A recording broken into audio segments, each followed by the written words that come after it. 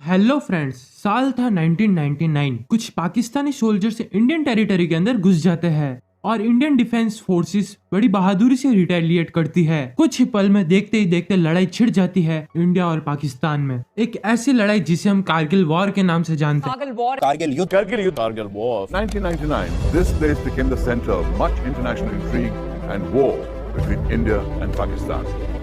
22 years ago, India was betrayed by its neighbor Pakistan. Prime Minister Atal Bihari Vajpayee made it clear that India would emerge victorious.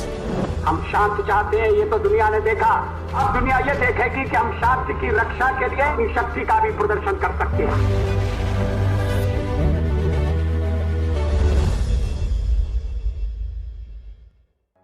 तो hello friends, welcome to our new video.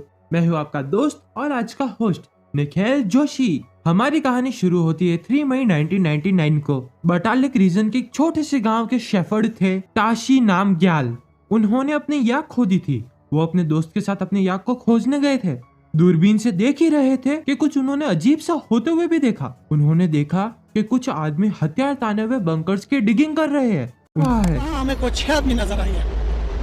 कोई काला रंग का ढेर लगा हुआ था, तो मैंने थोड़ा सा देखा उसमें, तो पत्थर डुल रहा था, बर्फ हट रहा था। इन्हें शक तो इसलिए हुआ था क्योंकि ये लोग एलओसी के दूसरे साइड से आए थे। तो ये इंडियन आर्मी के नियरेस्ट पोस्ट पर चले गए उनको इन्फॉर्म करने के लिए। थैंकफुली इंडियन आर्मी ने इस इन्फॉर्मेशन को चेक किया और पता चला कि इन्फॉर्मेशन तो बिल्कुल करेक्ट है और ये कोई छोटा मोटा इंट्रूजन नहीं था, बल्कि ये तो वेल प्लान्ड अटैक था पाकिस्तानी आर्मी के द्वारा। इंट्रूजन्स को रिपोर्ट किया गया राश, काशकर और मस्को के सेक्टर में। ओवरऑल ये सब 130 से ज्यादा पोस्ट को एक्वायर कर चुके थे। इनका एम था जो क्रिटिकली NH हाईवे 1 है, जिसे नेशनल हाईवे 1A भी कहते हैं, और इसको ब्लॉक करने से कश्मीर को लद्दाख से कट ऑफ कर सकते थे।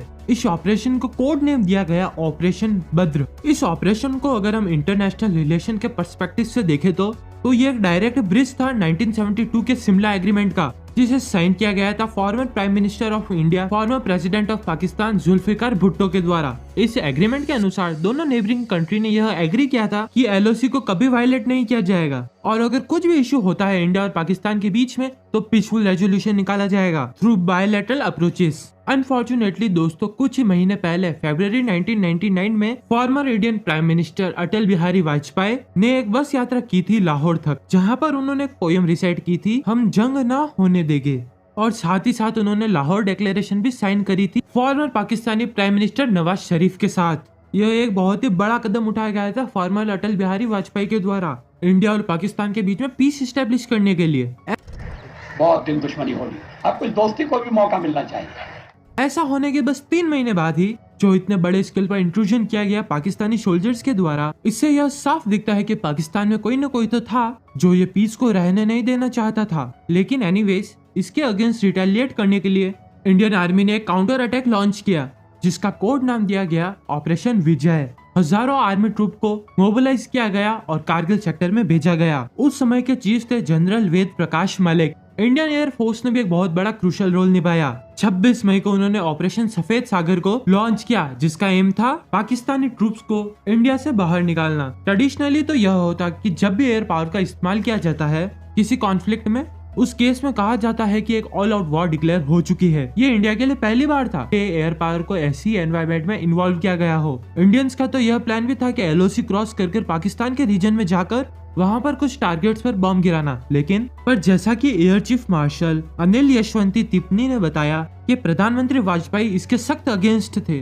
उन्होंने बड़े फॉर्मली अपना ऑर्डर दिया था कि LOC को क्रॉस नहीं करना है, और इसके पीछे एक बड़ा इंटरेस्टिंग डिप्लोमेटिक रीजन था। बात यह है कि दोस्तों, जब भी कोई दो देश एक दूसरे के साथ जंग पर जाते हैं, अगर उस जंग को तीसरे पर्सपेक्टिव से देखा जाए तो बताना यहाँ पर बहुत मुश्किल होता है कि कौन यहाँ पर सही है और कौन यहाँ पर गलत, क्योंकि अक्सर दोनों साइड ने कोई गलतियां करी होती है, दोनों साइड में कोई न कोई चूक हो चुकी होती है। अब खुद का ही एग्जाम्पल लेकर देख लीजिए। हम एज ए इंडियंस इजराइल और पैलेस्टाइन के बीच में वॉर होते हुए देखते हैं, या अजरबैजान और आर्मेनिया के बीच में जंग होते हुए देखते हैं। बड़ा मुश्किल है यहाँ पर बताना कि कौन यहाँ पर सही है और कौन यहाँ पर गलत, क्योंकि दोनों साइड के पास एक अच्छे आर्ग्यूमेंट्स होते हैं अपने आप को डिफेंस करने के लिए।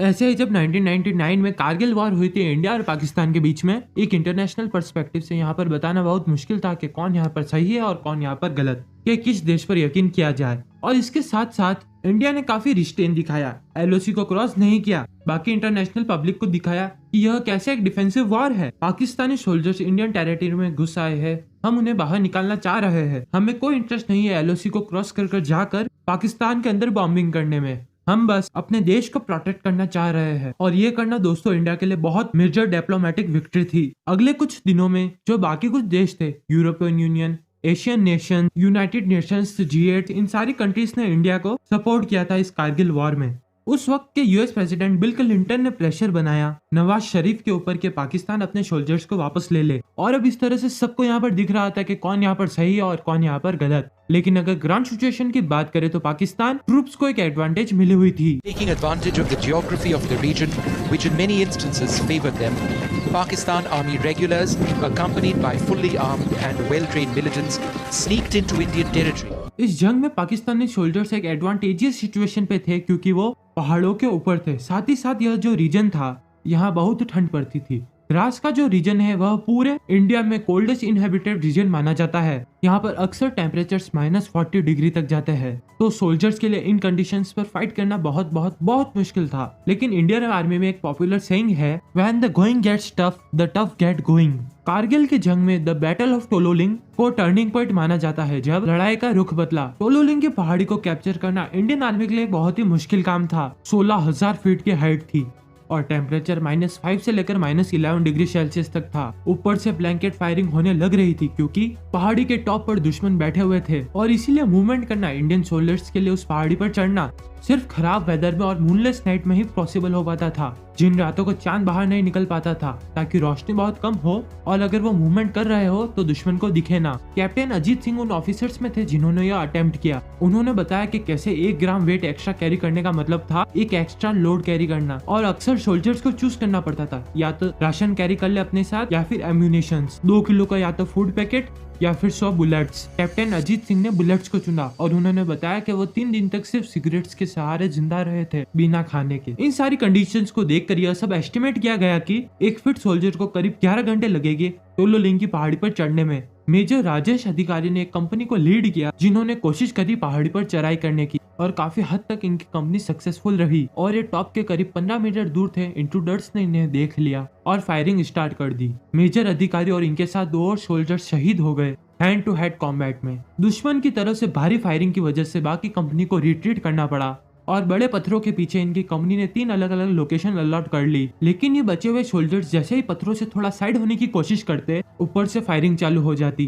तो ये बीच में अटक गए। 15,000 फीट बेस से और करीब 1,000 फीट टॉप से नीचे बीच में ही अटक गए ये सोल्जर्स। हालत काफी खराब थी क्योंकि इनके पास अब ग्रेनेड्स भी नहीं बचे थे। टोलोलिंग के पहाड़ी को कैप्चर करना इंडियन आर्मी ने अपनी सबसे पहली प्रायोरिटी बनाई। कॉलोनियल रविंद्रनाथ ने हैंड पिक किया सोल्जर्स को जाकर कि वो बीच में सोल्जर जो फंसे हुए हैं उनको हैंड पिक करेंगे, उनकी मदद करेंगे और इस हिल को रिकैप्चर करेंगे। बटालियन में मौजूद कई सोल्जर्स बार लोकल्स इन सोल्जर्स की मदद कर रहे थे क्योंकि इतने भारी एम्यूनेशंस को पहाड़ी के ऊपर ले जाना था, क्योंकि इसमें मैन स्टैंड की जरूरत थी और बहुत ही ज्यादा लोगों की जरूरत थी। 12 जून को यह सब सक्सेसफुल हुए अपने बीच में फंसे सोल्जर्स की हेल्प करने में। करीब 8 बजे के अराउंड दुश्मन से करीब 1000 फीट अराउंड कॉलोनियल रविंद्रनाथ ने एक फाइनल टॉक्टिक दिया अपने सोल्जर्स को, I have given you what you wanted, now you give what I want. 4 घंटे तक हैवी फायरिंग चली। 10,000 से ज्यादा शेल्स और 120 से ज्यादा आर्टिलरी गन्स की फायरिंग हुई। यहाँ इतनी गोलीबारी हुई कि बाद में इसको नाम दिया गया बर्बाद बंकर। प्लान यह था कि सोल्जर्स को 3 टीम में डिवाइड किया जाएगा, अर्जुन, भीम और अभिमन्यु। पहली टीम फ्रंटल लीड अटैक करेगी, दूसरी टीम पीछे से जाएगी दूसरी साइड से और तीसरी टीम कवर फायर देगी। दुश्मन को पिछली साइड से मेजर विवेक गुप्ता के टीम ने अटैक किया। हैंड टू हैंड बैटल हुई और इस बीच मेजर विवेक गुप्ता और साथ ही 6 सोल्जर्स इसमें शहीद हो गए। लेकिन यह सारे सोल्जर्स इवेंचुअली सक्सेसफुल रहे टोलोलिंग पहाड़ी को कैप्चर करने में। थैंकफुली इंट्रूडर्स इंडियन पहाड़ी पर बहुत सारा बटर, शहद और टिंड पाइनएप्पल्स छोड़कर गए थे, तो खाने की सप्लाईज मिलने में कोई दिक्कत नहीं हुई। जो इंडियन सोल्जर्स इस पहाड़ी के टॉप पर पहुंच गए थे। टोलोलिंग पहाड़ी से करीब 1.6 किलोमीटर नॉर्थ में एक पॉइंट 5140 था और वह एक हाईएस्ट पॉइंट था 17,000 फीट की ऊंचाई पर। टोलोलिंग और 5140 पहाड़ी पर 10 हाई ग्राउंड्स थे जिन्हें हम्स कहा जाता था। हम्प 1 से लेकर हम्प 10 तक इन सारे हम्स को आसानी से कैप्चर कर लिया गया इंडियन आर्मी के द्वारा और इसके बाद इंडियन आर्मी पहुंची 5140 के बेस पर जिसे रॉकी नॉब कहा जाता है। 5110 कैप्चर करने का टास्क असाइन किया गया लेफ्टिनेंट कर्नल योगेश कुमार जोशी को। इसके बाद सोल्जर्स के 2 ग्रुप बनाए गए जो इस पहाड़ी को क्लाइम करेंगे दो अलग अलग डायरेक्शन से। एक ग्रुप था under command lieutenant Sanjeet Singh Kumar और दूसरा ग्रुप था जिसे लीड कर रहे थे कैप्टन विक्रम बत्रा, जिनका कोड नेम था शेर शाह। दोनों लेफ्टिनेंट से कहा गया था कि वो अपना सक्सेस सिग्नल चूज करे। जब वो सक्सेसफुल हो जाएगी अपने मिशन में तो क्या सिग्नल देके अपने साथियों को। तो लेफ्टिनेंट संजीव ने सिग्नल चूज किया ओ या और लेफ्टिनेंट विक्रम बत्रा ने चूज किया ये दिल मांगे मोर। Our company's success signal, Oyaya, which was passed to our CEO Colonel Joshi on the radio set. After the another bunker was captured, my company's success signal was Ye Dil Mange More. The guys were so highly charged up that they're wanting that some more bunkers should have been there and we would have got more chaps.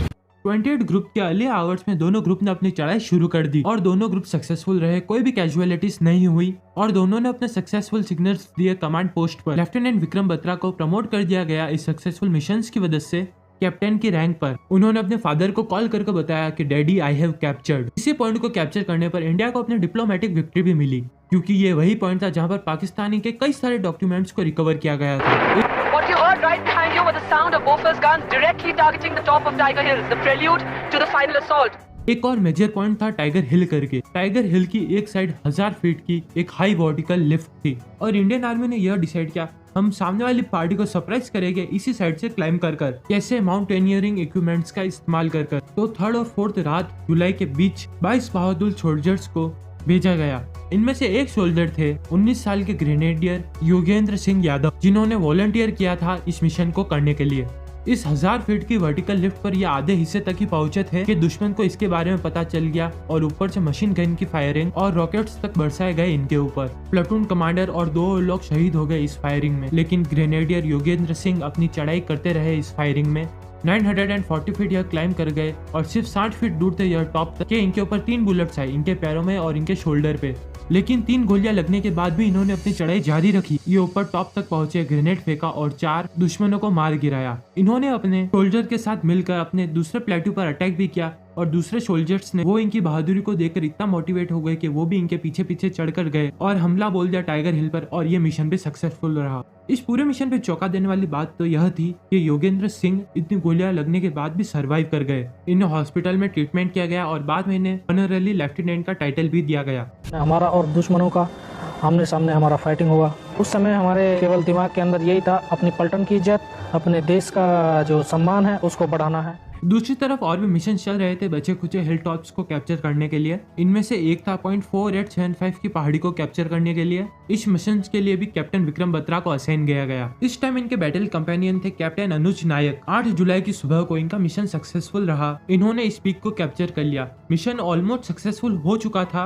Captain Vikram Batra अपने bunker से बाहर निकले एक lieutenant को rescue करने के लिए, जो अपने पैर गवा चुका था एक एक्सप्लोजन की वजह से। जब वो उसको रेस्क्यू करने बाहर निकले, दुश्मन जो पीछे हट रहा था उसने गोली चला दी जो सीधे जाकर लगी इनके चेस्ट में और अनफॉर्चुनेटली विक्रम बत्रा वहां पर शहीद हो गए। इन्होंने सब कुछ कैप्चर कर लिया but unfortunately 2 heroes captain Vikram Batra और कैप्टन अनुज ठाकुर को खोना पड़ा। आज के दिन इस पॉइंट को जाना जाता है बत्रा टॉप के नाम से। द बैटल एट 0.4875 कारगिल जंग में एक मेजर मार्क था जिसने इंडिया की जीत को सील कर दिया था। इसके 2 दिन बाद 11 जुलाई को पाकिस्तान आर्मी ने विड्रॉ करना शुरू कर दिया था और इंडिया ने बाकी के जो मेजर पॉइंट्स थे बटालिक में उन्हें भी कैप्चर करना शुरू कर दिया। 14 जुलाई को प्राइम मिनिस्टर इस ऑपरेशन को सक्सेसफुली पब्लिकली डिक्लेयर कर देते हैं और 26 जुलाई को एक कारगिल की जंग ऑफिशियली खत्म हो जाती है जब इंडियन आर्मी अनाउंस करती है कि सारे इंट्रूडर्स को कम्प्लीटली बाहर निकाल दिया गया है। आज के समय में 26 जुलाई को कारगिल विजय दिवस के नाम से जाना जाता है। इसके सिर्फ कुछ महीने बाद अक्टूबर 1999 में एक ब्लडलेस कू होता है जहाँ पर नवाज शरीफ डिटेन कर लिया जाता है और पाकिस्तानी आर्मी के जनरल परवेज मुशर्रफ इस कॉन्स्टिट्यूशन को सस्पेंड कर देते हैं, देश में इमरजेंसी डिक्लेयर कर देते हैं और देश को एक्वायर कर लेते हैं।